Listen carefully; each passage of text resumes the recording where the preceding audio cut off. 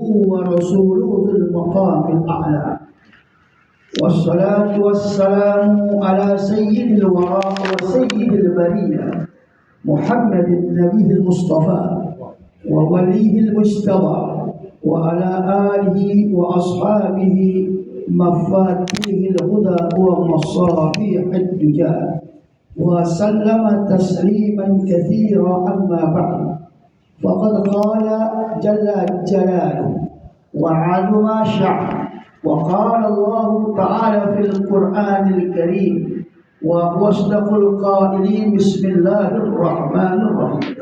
يا أيها الذين آمنوا اتقوا الله ولتنظر نفس ما قدمت لغد واتقوا الله إن الله خبير بما تعملون. وقال النبي صلى الله عليه وآله وسلم: ما من يوم ينشق فجره إلا ينادي يا ابن آدم أنا خلق جديد وعلى عملك الشهيد فتزود مني فإني لا أعود إلى يوم القيامة. وقال أيضا: ليس اليتيم من مات والده إن اليتيم يتيم العلم والأدب. صدق الله العلي العظيم وصدق رسوله وحبيبه الكريم، ونحن على ذلك من الشاهدين الشاكرين، والحمد لله رب العالمين. حضرة العلماء المبجلين، أخوات المكرمين، أخوات المحبوبين rahimakumullah. Seluruh para ustadz, para kiai, tuan-tuan guru yang saya muliakan, yang saya tidak sebut satu persatu, tidak mengurangi rasa hormat saya, takdim saya, cinta saya atas mereka. Wabil khusus yang jadi wasilah datangnya Al-Faqih di tempat yang mulia ini, yaitu orang tua kita, guru kita, Al-Ustadz Haji Nuh.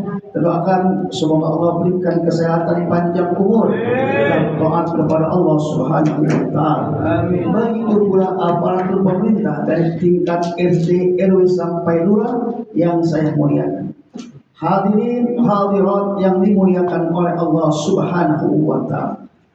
Pada hari ini, pada malam ini kita telah berada pada tanggal 10 di bulan Muharram, yaitu hari Asyura. Hari Asyura adalah hari yang sangat dimuliakan oleh Allah. Hari yang penuh dengan bersejarah. Sejarah yang paling banyak di hari Asyura. Yang pertama, pada tanggal 10 Asyura hari ini pertama kali diturunkan hujan oleh Allah Subhanahu wa taala. Pada tanggal ini 10 Asyura pertama kali Allah menurunkan rahmat kepada umat Nabi Muhammad SAW. Dan pada hari ini, yaitu 10 Asyura, bangunnya 7 pemuda Ashabul Kahfi. Pemuda Ashabul Kahfi yang tidur 309 tahun, maka bangunnya pada hari ini, yaitu pada tanggal 10 di bulan Asyura. Dan bulan Asyura, bulan diselamatkannya Nabi Allah Musa alaihissalatu wassalam dari kejaran Fir'aun dan bala tentaranya, dan Allah Subhanahu wa taala menyelamatkan Nabi Allah Musa di bulan 10 Muharram ini. Sabda Nabi katakan, hadza yaumun azim, yaumun naddallahu fihi Musa wa aqraka fir'auna fasama Musa syukran lillah. Ini hari yang sangat agung, hari yang sangat mulia, hari diselamatkan Nabi Allah Musa alaihissalatu wassalam. Nabi Musa berpuasa di hari ini lambang syukur kepada Allah Subhanahu wa taala. Oleh sebab itu Yahudi terdahulu, umat Yahudi sekarang terdahulu banyak mereka berpuasa di bulan Asyura karena dicontohkan oleh Nabi Allah Musa. Nabi Muhammad mengatakan, ana haqqu minhum, saya yang lebih berhak dari mereka untuk berpuasa di bulan Asyura. Dalam kitab Nuzhatul Majalis jilid pertama, apabila di bulan salah satu Asyura masuknya di hari Kamis, kemarin di hari Kamis malam Jumat 1 Muharram, apabila kita berpuasa dari mulai hari Kamis, Jumat, Sabtu, sama juga kita berpuasa 900 tahun. Itu keagungan dan kemuliaan di bulan Asyura. Peristiwa-peristiwa yang sangat besar di bulan ini banyak. Salah satunya yang sering kita mendengar di hari ini, di bulan puasa ini, yaitu hari diperintahkan hijrahnya Nabi Muhammad SAW dari kota Mekah menuju kota Madinah. Kenapa Nabi diperintahkan berhijrah? Karena udah begitu dahsyat, udah begitu genting, begitu hebat. Orang-orang Yahudi mereka bersumpah di hadapan Tuhan mereka Lata dan Uzza untuk membunuh Nabi Muhammad SAW. Makanya Nabi diperintahkan hijrah. Hijrahnya diperintahkan di bulan Muharram, mulai hijrah di bulan Safar. Di bulan Safar di hari Rabu akhir. Hari Rabu akhir itu Nabi diperintahkan. Sehingga masyarakat kita Rabu akhir dibilang hari apa? Rabu apa? Rabu Wai apa? Wakasan. Kenapa namakan Rabu Wakasan? Di hari Rabu habis asar, orang-orang Yahudi mengumpulkan pemuda-pemuda bayaran. Mereka berkumpul di Ka'bah. Mereka membawa Tuhan-Tuhan mereka. Mereka mengatakan, demi Lata dan Uzza, pada hari Rabu ini di bulan Safar saya akan penggal kepala Muhammad SAW. Mereka bersumpah semuanya. Maka di saat itu ketika mereka lagi ngobrol, lagi berbicara, putri Nabi yang bernama Sayyidatuna Fatimah Zahra lewat, mendengar abahnya sore ini akan dibunuh di bulan Safar di hari Rabu akhir habis asar. Maka Siti Fatimah berbicara kepada abahnya. Nabi tidak gentar sedikit pun, tidak gentar Nabi dengan ancaman Yahudi sedikit pun. Maka di saat itu Nabi memanggil Sayyidina Ali bin Abi Thalib karamallahu wajhahu, ya Ali, pada hari ini orang-orang pemuda-pemuda Yahudi bayaran akan mengepung rumah saya, akan membunuh saya. Apakah engkau siap menggantikan tempat tidur saya? Apakah kau siap memakai selimut saya? Aku taruh nyawa nih, Pak. Taruh nyawa. Imam Ali balik bertanya, "Wa ya ibn ammi, wahai putra pamanku, yaitu Abdullah, apakah dengan saya gantikan tempat tidurmu, saya memakai selimutmu, engkau akan selamat dari kepungan Yahudi?" Maka kata Nabi, "Benar ya Ali." Begitu dikatakan benar, Imam Ali sujud di malam itu. Dia katakan, "Alhamdulillah, pada malam ini di akhir Safar Allah memberikan kesempatan kepadaku untuk mempersembahkan darahku kepada manusia yang paling aku cintai." Dipersembahkan darahnya untuk kecintaan kepada Nabi Muhammad SAW. Itu terjadi di bulan Safar setelah bulan Haram. Maka singkat berangkatlah Nabi Muhammad SAW. Begitu sampai di kota Madinah, maka berapa banyak yang pengikut-pengikut Nabi terbunuh di jalanan, dihantam oleh Yahudi di saat itu tinggal beberapa orang. Nabi katakan, "Wahai kaum muslimin, ini ayah-ayah mereka yang mengikut saya dari kota Mekah menuju Madinah atas perintah Allah. Banyak yang meninggal dunia.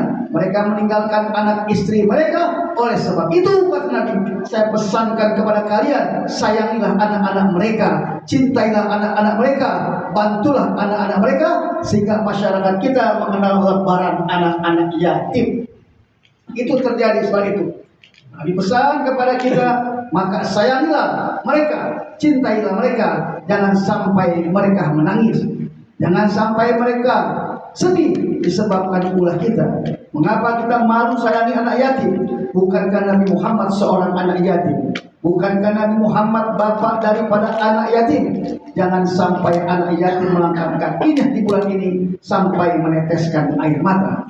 Satu tetes air mata anak yatim jatuh ke bumi Allah, maka akan goncanglah arus Allah Subhanahu wa ta'ala. Satu tetes air mata anak yatim jatuh, goncang arus Allah Subhanahu wa ta'ala. Maka Allah katakan, "Ya malaikati, man abkal ladzi ghayyabtu abahu fit turab." Siapa yang membuat seorang anak tetes air matanya jatuh ke bumi, hai para malaikat? Allah tanya. Karena harus goncang, Pak, gara-gara anak yatim air matanya tetes. Malaikat mengatakan, "Ya Rabbana la ilmana." Ya Allah, kami tidak tahu ya Allah. Allah bersumpah di hadapan para malaikat-malaikat Allah, "Wahai para malaikatku, aku bersaksi di hadapan kalian, barang siapa orang yang menyayangi anak yatim, mencintai anak yatim, membantu anak yatim, aku ridho kepadanya di dunia dan akhirat." Ini keutamaan di bulan Asyura. Yang pertama, perhatikan mereka anak-anak yatim. Satu tetes air mata anak yatim menggoncangkan arsy Allah Subhanahu wa ta'ala. Begitu agungnya, begitu mulianya anak-anak yatim ini, sampai Nabi katakan, "Ana wa kal yatim fil jannah hakaz." Saya bersama orang yang memelihara anak yatim di surganya Allah dekatnya seperti tengah dan telunjuk jari ini. Sayangi mereka, bantu mereka, jangan sampai mereka sedih di bulan Asyura ini, di bulan Muharram ini. Dalam kitab Nuzhatul Majalis jilid kedua ada satu kisah Pak. Ada seorang pemuda kerjaannya ini mabuk tiap hari, pagi, siang, sore, kullayaum. Setiap hari mabuk, minum minuman keras tiap hari. Fajir orang. Satu ketika dia lagi jalan dalam keadaan mabuk, ada seorang anak kecil, yaitu anak yatim. Anak kecil dalam bajunya dalam keadaan basah, kehujanan, merintih nangis dihampiri sama pemuda yang mabuk ini. Singkat cerita, pemuda yang mabuk ini peluk, dibawa ke rumahnya, dikasih baju, diberikan makan. Nah, yatimnya segar. Kata dia, di malam itu saya bermimpi ka'annal qiyamah qad qamat, seakan-akan terjadi hari kiamat. Begitu dahsyat, saya diseret sama makhluk yang belum pernah saya lihat, kerjemnya, beringasnya, seremnya belum pernah saya lihat. Diseret sama dua makhluk ini dengan beberapa meter. Di depan itu ada api besar, api unggun. Saya diayun, kepala kaki saya diayun dengan dua manusia ini. Begitu saya melemparkan, tiba-tiba anak yatim pagi ini stop dua manusia. Kif yang malaikat itu. Berhenti, hai malaikat Allah, jangan kau lemparkan pemuda ini. Ini malaikat berhenti bertanya, man anta? Siapakah? Anak yatim. Saya seorang anak yatim. Kenapa urusan engkau dengan orang yang fajir, orang durhaka ini? Kata anak yatim, saya baru saja tadi diselamatkan dari lapar, dari kehujanan. Maka mereka katakan, ya Rabbana, ya Allah, saya ini disetop oleh seorang yatim. Allah katakan, ya malaikatku, taatilah apa yang dikehendaki anak yatim ini. Coba kita bayangkan seorang yang durjana, ahli maksiat, karena menyayangi anak yatim, selamat dari azab dan murka Allah Subhanahu wa Ta'ala. Jika satu anak yatim meneteskan air mata, akan goncang arsy Allah Subhanahu wa Ta'ala. Yang terakhir, dalam sebuah kitab ada suatu kisah. Kisah ini di zaman kaum Ad. Di kaum Ad ini Pak, ada seorang raja. Rajanya syadid. Bahasa Arab syadid ini beringas, kejam, zalim ini raja. Tangan besi, dahsyat. Satu ketika ini raja walaupun zalim tapi senang baca kitab. Dibaca kitab, dibaca di kitab mereka itu dijelaskan tentang sorga Pak. Sorga begitu indah, ada tujuh sungai, sungai susu, sungai madu ada.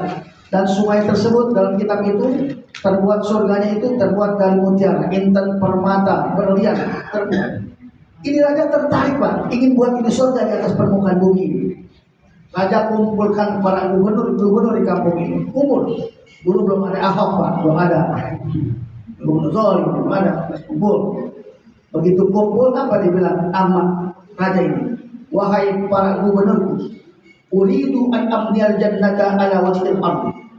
Saya ingin membangun surga di atas permukaan bumi. Ini raja dahsyat. Kalau gubernur lokal bahaya, bukan dipecat kayak sekarang, dihukum mati bisa. Ini gubernur. Dia bilang iya, dia bingung.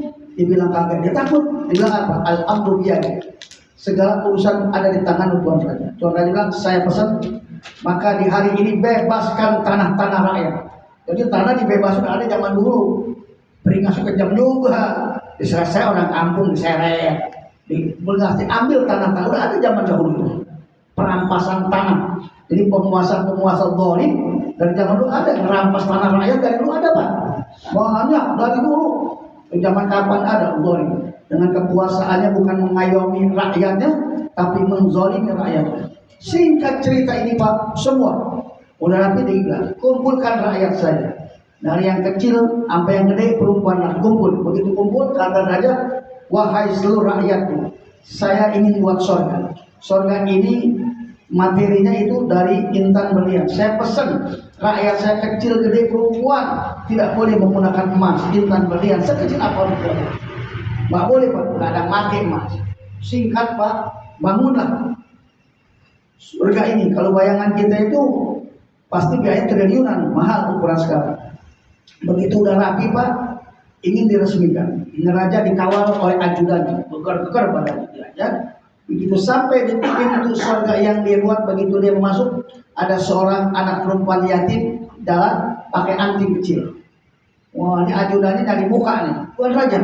Bukankah Tuan Raja bikin undang-undang nggak boleh pakai anting? Main betot aja anak kecil, main betot aja begitu dibetot, kebelet orang kita berdarah. Ini anak manggil siapa? Abah nggak punya, orang yatim. Diangkat tangan, ya Rabbana, Anta ta'lamu bima ya'malu hadzal zalim. Ya Allah, Engkau maha mengetahui apa yang dilakukan oleh hambamu yang zalim kepada aku seorang anak yatim. Ya Allah, ya Ghayasal Mustaghisin, wahai zat yang menolong orang-orang yang lemah. Kata anak yatim, agisna, tolonglah kami. Begitu anak yatim ngomong, goncang arus Allah. Malaikat bertanya, ya Allah, ada apa ini? Allah katakan, wahai para malaikat, ya Jibril, turun ke bumi, bawa 12.000 pasukan para malaikat Allah, hancurkan itu istana, seluruh isi-isinya, seluruh pemimpin-pemimpinnya, jungkir balikan itu istana, jangan sisakan sedikit pun. Saya kalau tidak redha satu tetes air mata anak yatim jatuh ke bumi saya. Akhirnya itu istana belum diresmikan, ditembalikan oleh malaikat Allah. Raja-rajanya, kalau sekarang presiden-presidennya mati semuanya disebabkan satu tetes air mata anak yatim. Masya Allah. Jadi mari jangan kita anggap kecil, kita makan enak, tahan. Sebelah kita anak yatim. Perhatikan.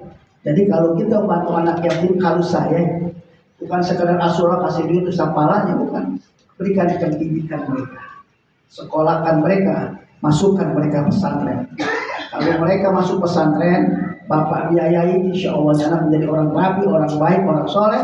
Mungkin dari kiai jadi ustaz, bangun pesantren punya ribuan, sebanyak ribuan murid yang ibadah, bapak yang membiayai dapat semuanya pahalanya. Kata Nabi, laisal yatim man mata walidu, innal yatima yatimul ilmi wal adab.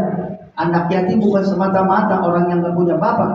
Yatim adalah orang yang tidak punya ilmu dan tidak memiliki akhlak. Didik mereka akhlak, didik dengan ilmu mereka bisa merubah diri mereka, bisa merubah keluarga mereka, bahkan berguna bagi nusa dan bangsa dan orang tuanya. Biayai mereka.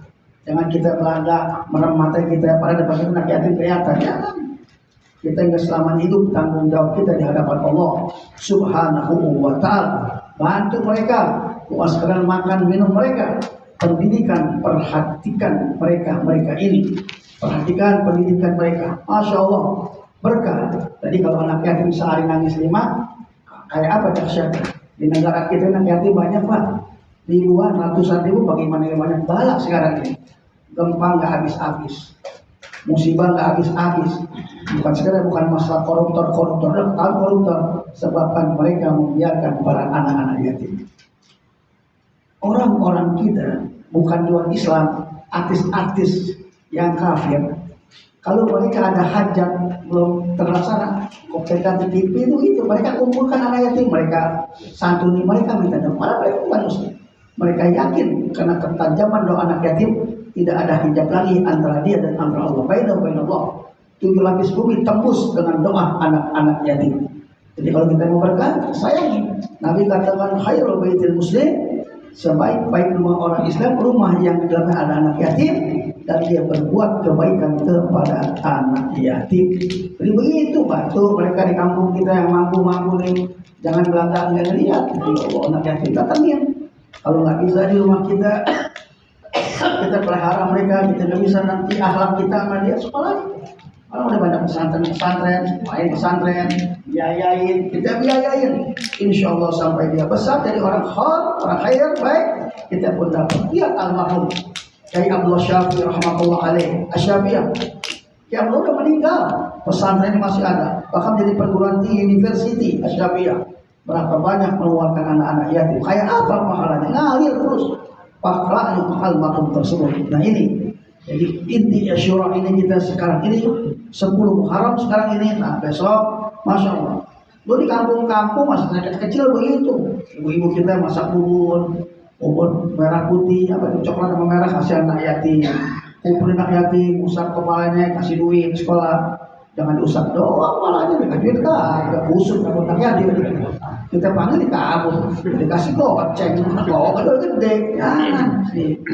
Sekolah ini kumpul banyak usaha dan paling kucek-kucek doang dibagikan orang goceng, orang nggak sama, bagi sekolahin, bantu ibunya beras buat dia makan sebulan, bantu Kita nggak rugi sedikit pun. Ini buat deposito akhirat kita. Kalau kita mati nanti, insya Allah kuburan kita lega, terang. Insya Allah itulah keutamaan daripada anak-anak yatim. Kan pasti banyak, setiap kampung pasti ada anak yatimnya, pasti ada. Di yatim kita kasih dengan lillahi ta'ala. Yang saya inginkan begitu, berikan tarbiyah, pendidikan, education, berikan pendidikan mereka. Sekolah banyak sekarang, ada madrasah, ada pesantren-pesantren. Tapi masukin, kalau kita nggak bisa jaga dia di rumah, masukin kalian aja bukunya. Insya Allah dia akan jadi orang-orang soleh. Ini saya tidak berpanjang lebar Pak. Tadi Ustaz Nuh ya, saya ini dari Mandala, saya adalah ya Masya Allah. Alhamdulillah bisa ketemu sama ibu-ibu. Dan insya Allah, jadi sekali lagi mari kita nggak lama dengan adanya Muharram itu introspeksi Pak. Itu introspeksi. Ini adalah di samping Muharram itu merupakan bulan introspeksi, bulan muhasabah. Kita udah masuk 1447 Hijriah. Udah banyak perubahan di diri kita. Tahun kemarin rambut kita masih banyak hitam. Nah tahun sekarang rambut kita banyak putih. Perubahan. Kemarin masih segar, sekarang udah lemas. Udah tektok kita. Umur kita semakin berkurang. Kekuatan kita semakin melemah. Yang tidak ada lahir menjadi ada, yang ada kembali kepada Allah menjadi ada. Yang kecil menjadi besar, yang besar menjadi tua, yang tua tak berdaya. Kalau sekarang kita ada di atas tanah, satu saat kita berada di bawah tanah. Inilah kehidupan kita di atas bumi Allah Subhanahu wa Ta'ala. Apa yang kita sudah siapkan untuk menghadap Rabbul Izzah Allah Subhanahu wa Ta'ala? Tidak berlaku semua. Pangkat kita, kedudukan kita, kekayaan kita, kontrakan kita, mobil kita gak ada yang berlaku. Cuma yang berlaku adalah takwa kita kepada Allah. Kata Imam Malik, "Unzur liman malaka dunya bi ajmaiha, al-fadha minha bi ghairi hadi wal kafar." Lihat kepada orang yang menguasai dunia, apa yang didapat dari dunia?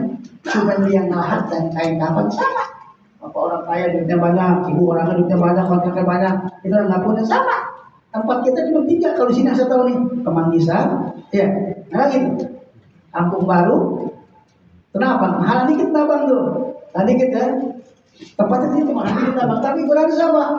Bapak duitnya banyak, panjang 2 meter, lebar semeter. Sama. Orang kaya, kain kapannya dari sutra ada, kain kapan tertorong juga sama.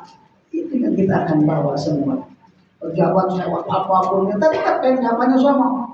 Awal pejabat, jadi masuk kubur buang tembakan, malaikat Israel nggak kaget tembakan, bunuh aja, tetap dibejek di dalam kubur.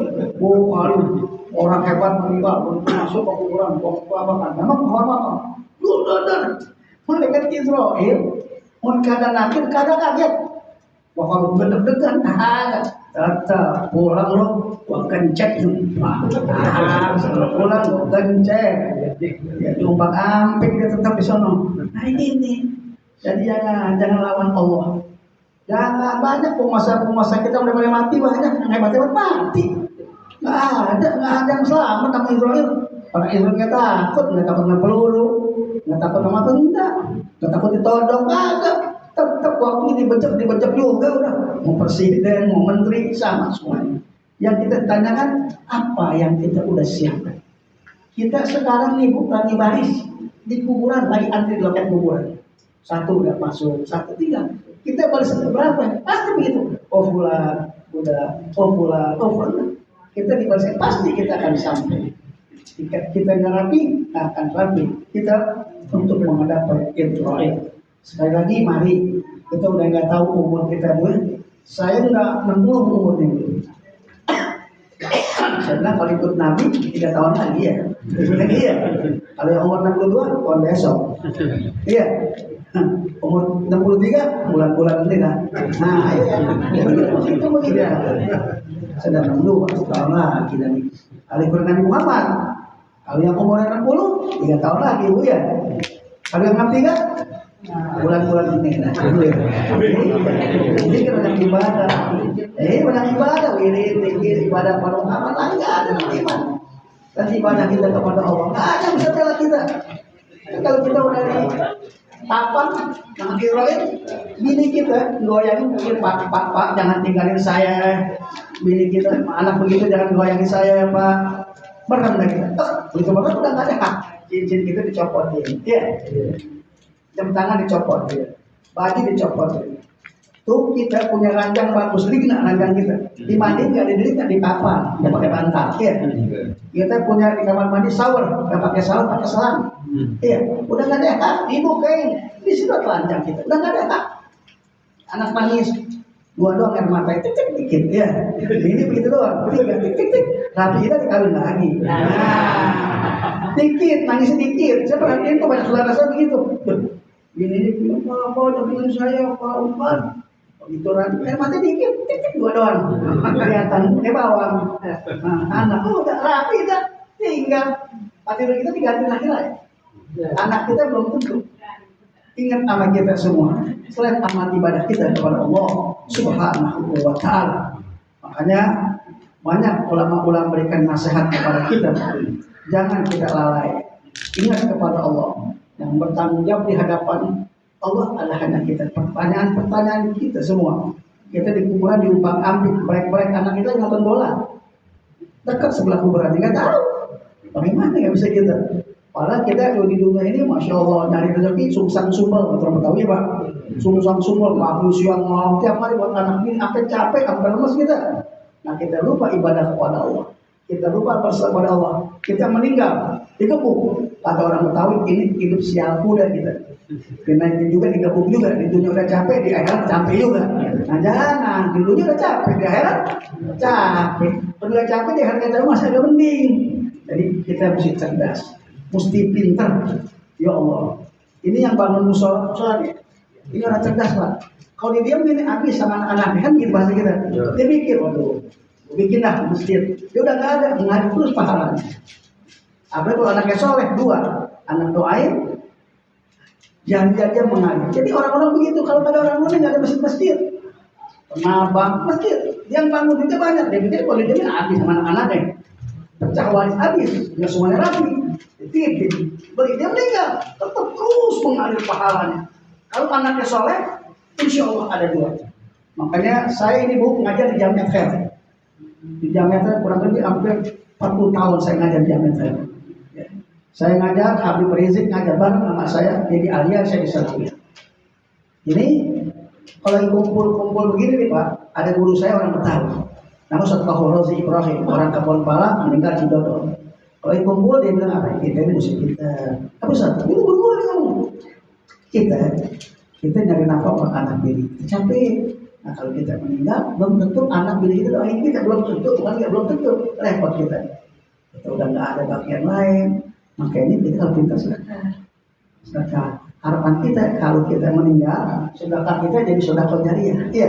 Terus apel lagi anak bini kita ingat dua kita dapat. Dari sedekah kita dapat, dari anak bini kita dapat.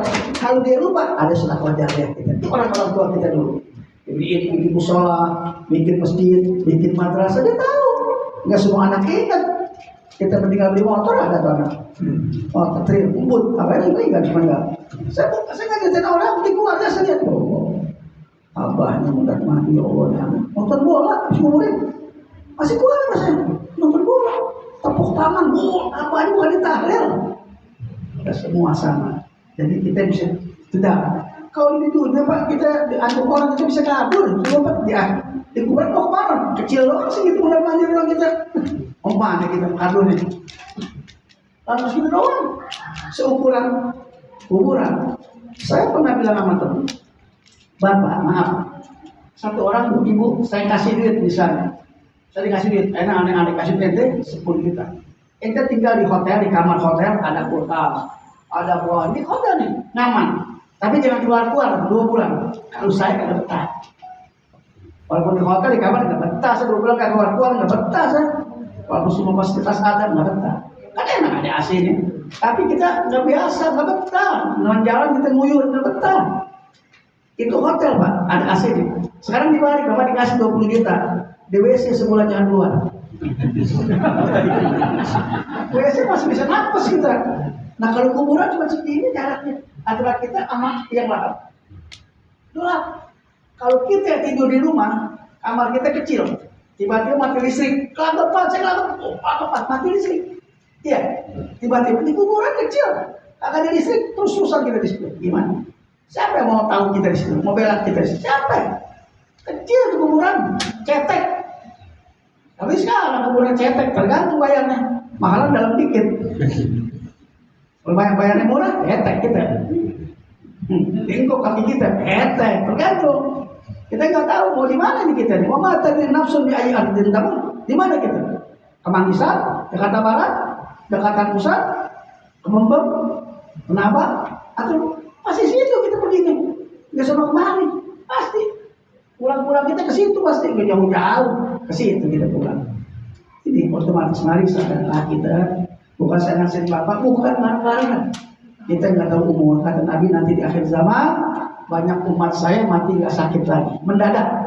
Nanti banyak orang mati mendadak. Kata Imam Syafi'i, tazawwad min at-taqwa fa innaka la tadri idza kana al-lailu at-ta'ish ila al-fajr. Kam min salimin mata bi ghairi illatin, kam min saqimin 'asha ila al-dahr. Kam min fata yumsi wa yusbihu la yad, wa tusidat aqfan wa huwa la yadri. Bekal ilmu dengan takwa. Apa kamu tahu besok kamu bakal hidup? Tidak. Berapa banyak orang yang segar kata mati mendadak? Berapa banyak orang yang sakit parah mengalami kehidupan yang panjang?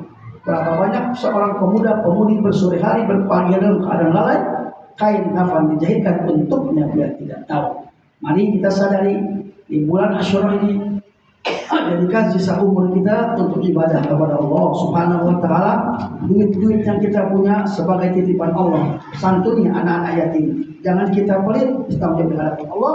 Doa anak yatim mustajabah. Orang yang bersedekah nggak bakal miskin, nggak bakal susah. Allah lipat gandakan amal yang kita berikan kepada anak yatim sebagai putra putri Nabi Muhammad SAW. Mungkin saja yang saya sampaikan, kurang lebih saya mohon maaf. Hati masih mau, ibu-ibu udah pada kesap-kesip, ngantuk. Kesip, materi udah pada kita kesip, saya tidak kesip di mana.